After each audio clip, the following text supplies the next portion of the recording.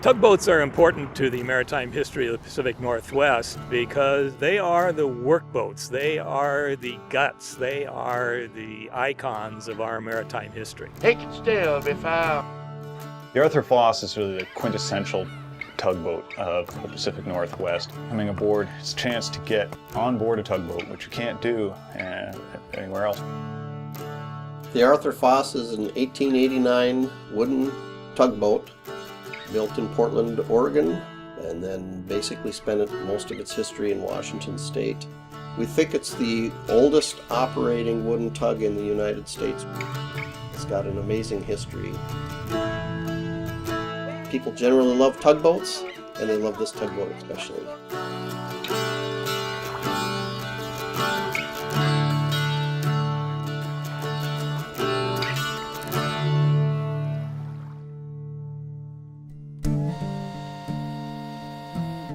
In 1889. Seattle was only 40 years old at that time. Most of the Northwest was still wilderness, and these boats started operating right then, hauling barges, hauling log booms, helping other vessels get in and out of the harbor. It was involved in the Alaska Gold Rush, it was involved in World War II, it was a movie star for a short time. So it's really covered a lot of different important historical events in the Northwest. The Arthur Foss was built for the Oregon Railway and Navigation Company for the primary purpose of assisting and towing sailing ships across the Columbia River Bar into Astoria. When the Alaska Gold Rush occurred in 1897, the Arthur was instrumental in towing barges of supplies to the gold rush town of Skagway to provide a service for the gold miners and the prospectors moving into the Yukon.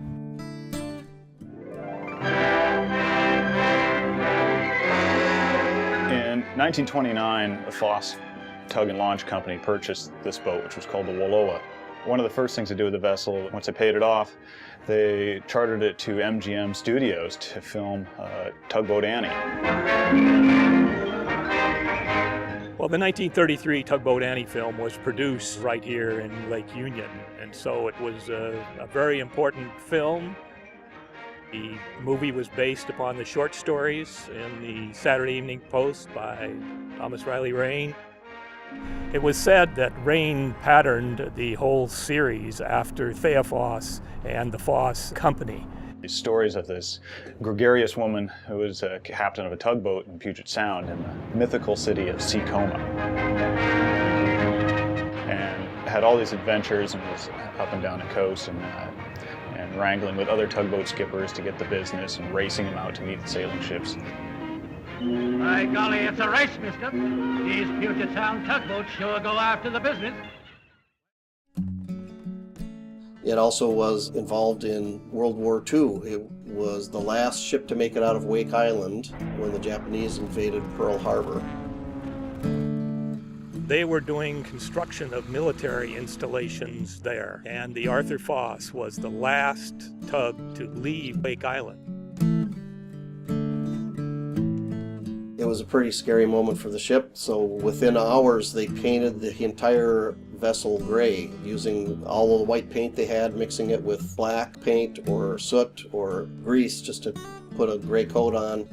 And they had just enough fuel to go straight to Hawaii, so they didn't know at any moment where the Japanese Armada was coming from, so that they were always worried it was going to come right over the horizon and they'd be smack in the jaws of the Japanese Armada. But they did indeed make it back to Pearl Harbor, running pretty much on fumes. The Justine Foss was also at Wake Island.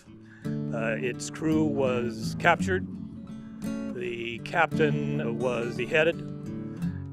And Drew Foss was aboard as a crewman of the Justine Foss. And he was held captive in a Japanese prison camp for the entire war.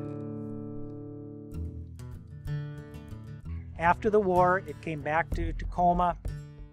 It re-entered service, working out of our Port Angeles office, towing log rafts and log cribs from the log dumps on the Straits of Juan de Fuca and the Pisht River. The Arthur pretty much continued in that right up until the last day of service of July 28, 1968. We called her the Grand Old Lady back when I was a kid.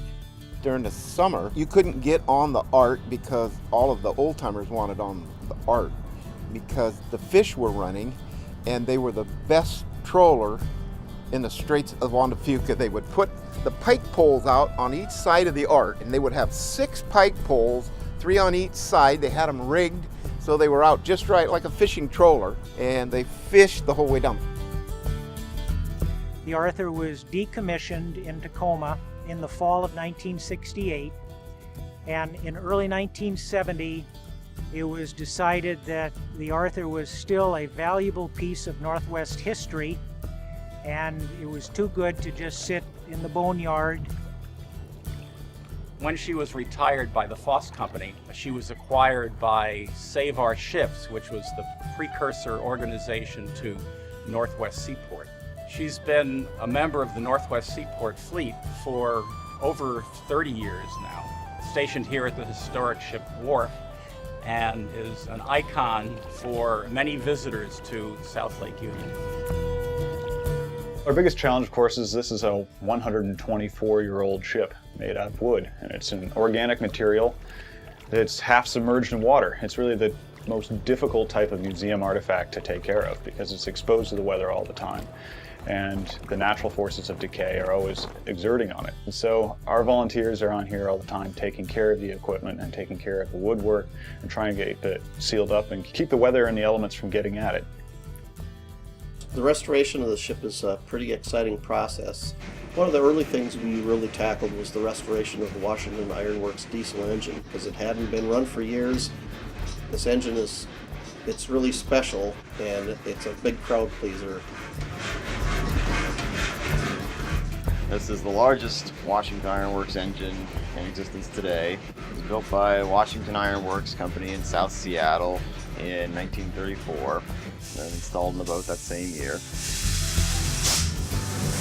Arthur's engine is a low-speed, direct reversing, air-starting diesel. It's 6 cylinders, 6,800 cubic inch displacement per cylinder. It has to be oiled largely manually.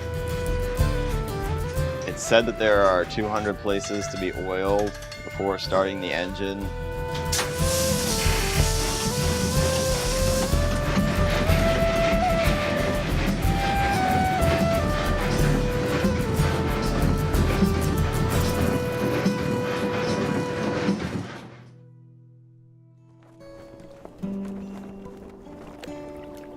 The Arthur Foss is one of 3 vessels that Northwest Seaport owns. Certainly it's a platform for education, but more than that, it's a place where we can serve our community.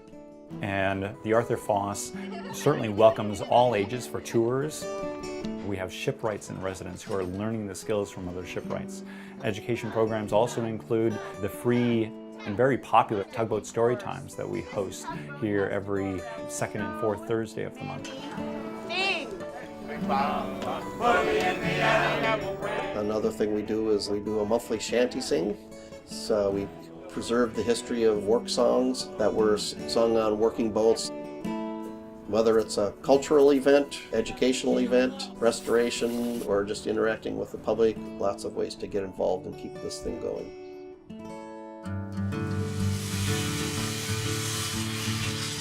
If you want to get involved with the Arthur Foss or any Northwest Seaport vessel, we have a large program, and our information for that is available on our website, wseaport.org. It takes a lot of volunteer labor to keep these vessels in good shape. So we welcome people who are interested and willing to come down and spend a Saturday afternoon doing skilled or unskilled labor. And anybody who's interested is welcome to come down and join us in keeping this vessel afloat. I think the future of the Foss lies in education and getting kids out. I think it would be great to see the Foss sailing or motoring again, taking people out, cruising around, and sort of bringing history alive.